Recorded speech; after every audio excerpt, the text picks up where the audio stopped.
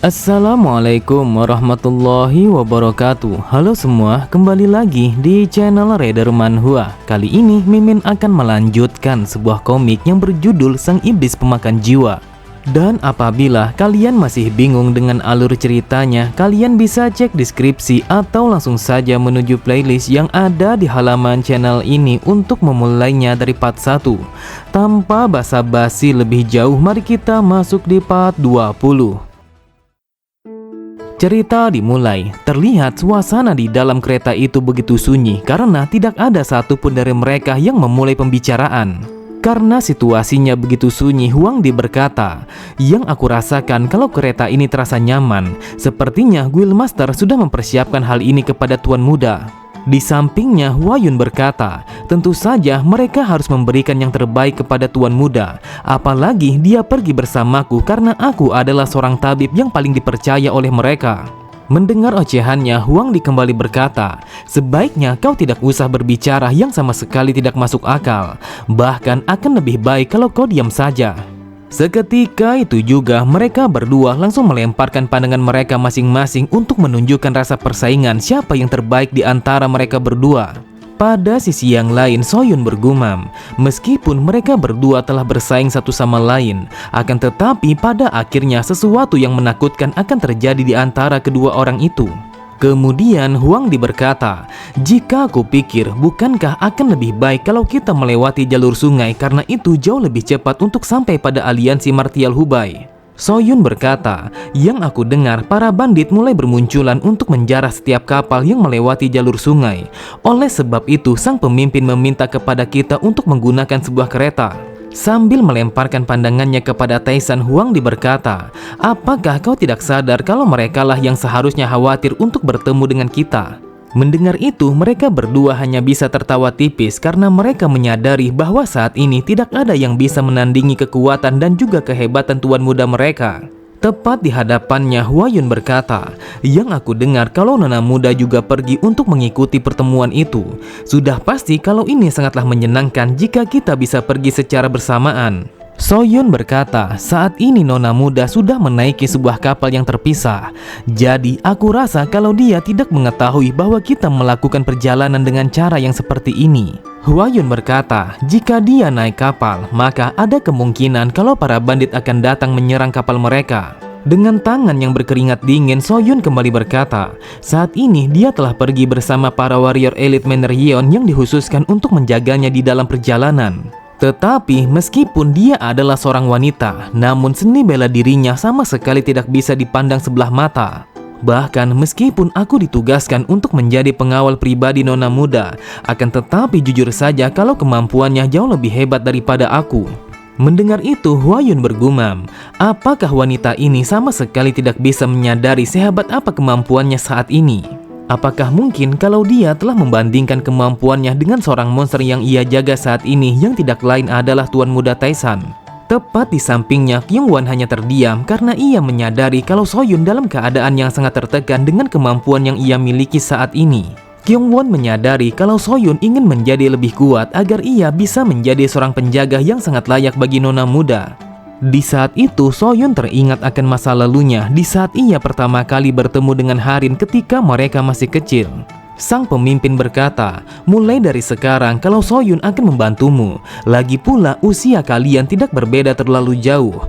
Jadi aku berharap kalau kalian bisa belajar seni bela diri secara bersama-sama." Sambil menundukkan kepalanya, Soyun langsung memberikan salamnya kepada Harin dengan salam yang sangat hormat.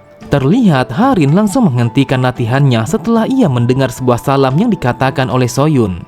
Di saat itu, Soyun sama sekali tidak berani untuk mengangkat kepalanya karena ia begitu sadar kalau dia tidak pantas untuk bertatap muka dengan Harin. Namun Soyun begitu heran ketika mendengar Harin yang memintanya untuk mengangkat kepalanya. Sambil tersenyum, Harin berkata, "Jujur saja aku sangat senang bisa bertemu denganmu di tempat ini. Dan aku sangat berharap kalau kita bisa berkembang menjadi seorang warrior yang paling hebat di manor ini." Beberapa saat kemudian, ketika hari sudah semakin sore, mereka pun langsung menghentikan kereta mereka untuk beristirahat di malam itu. Terlihat Soso dan juga para pelayan yang lainnya langsung menyalakan perapian untuk menyiapkan makan malam.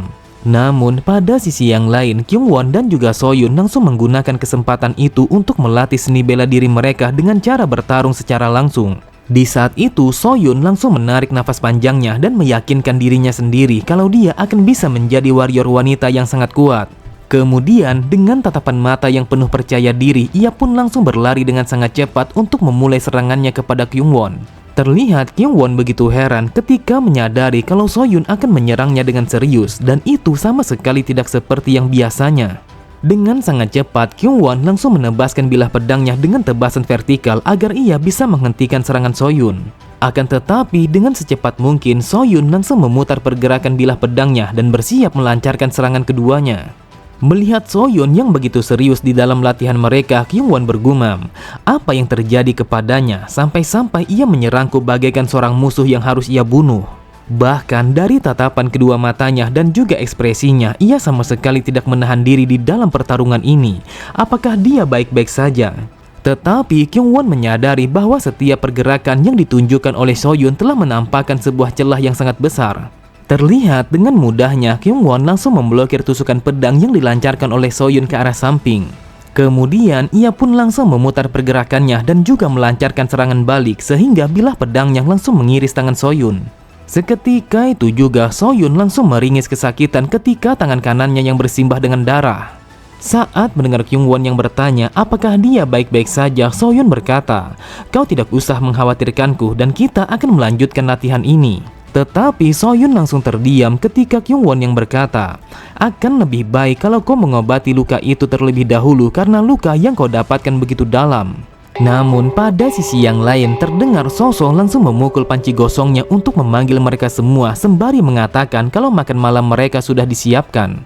Mendengar panggilan Soso, Kyungwon berkata, "Sepertinya kita akan menyudahi pertarungan ini sekarang juga karena Soso sudah memanggil kita untuk makan bersama-sama." Akan tetapi Kyungwon sangatlah terkejut ketika melihat Soso yang langsung pergi meninggalkannya tanpa mengucapkan sepatah kata pun.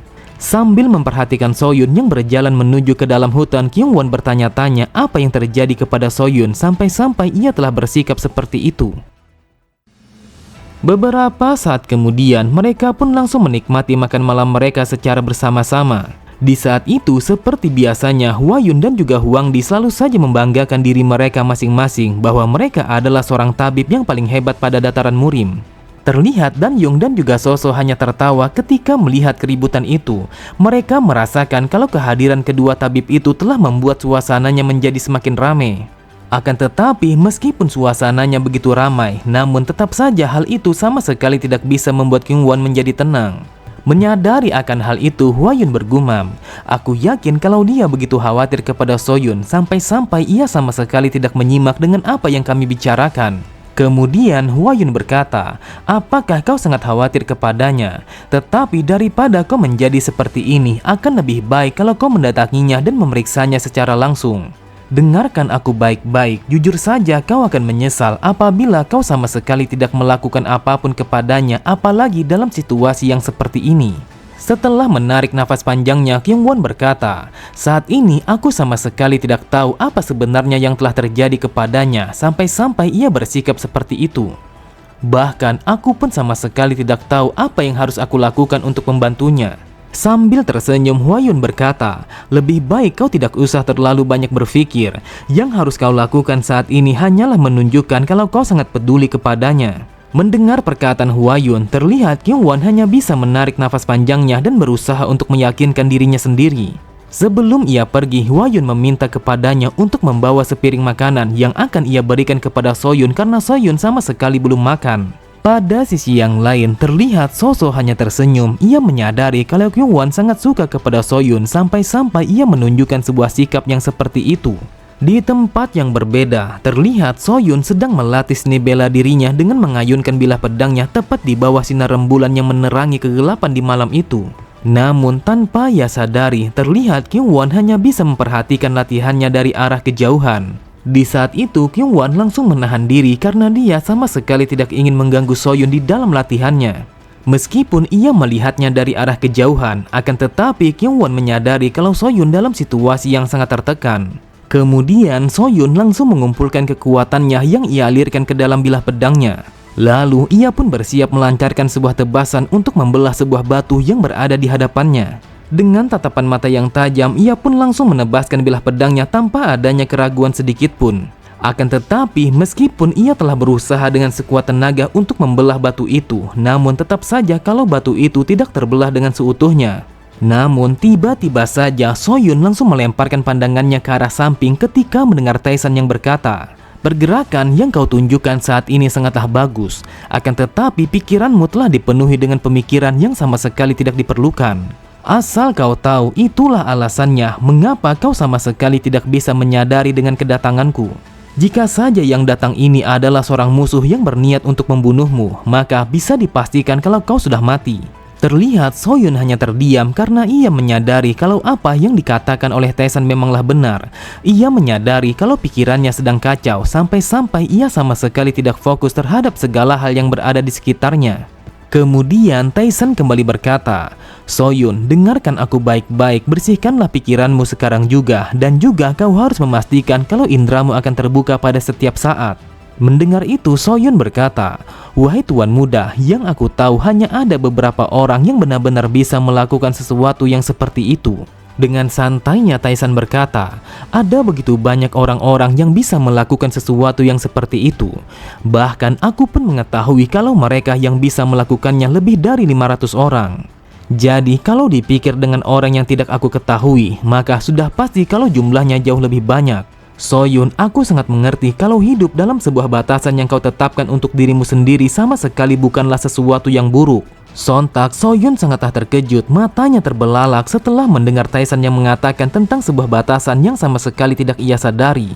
Dengan mata yang memandang ke atas langit, Soyun berpikir, batasan apa yang aku buat sampai-sampai aku telah membatasi diriku sendiri. Aku tidak tahu batasan apa yang dimaksud oleh tuan muda. Di saat itu Soyun merasakan kalau dia telah terlempar ke dalam sebuah tempat yang sama sekali tidak bisa ia bayangkan. Namun seketika itu juga Soyun merasakan kalau dia kembali terlempar pada sebuah dimensi yang begitu terang, yang seakan-akan kalau waktu telah berhenti begitu saja. Pada sisi yang lain, sambil memperhatikan dari arah kejauhan, Kyungwon bergumam, apakah mungkin kalau Soyun telah mengalami pencerahan setelah mendengar tuan muda yang mengatakan tentang sebuah batasan yang diciptakan dirinya sendiri. Oke semua, cukup sampai di sini dulu pembahasan alur cerita kita. Sampai jumpa di video selanjutnya. Wassalamualaikum warahmatullahi wabarakatuh.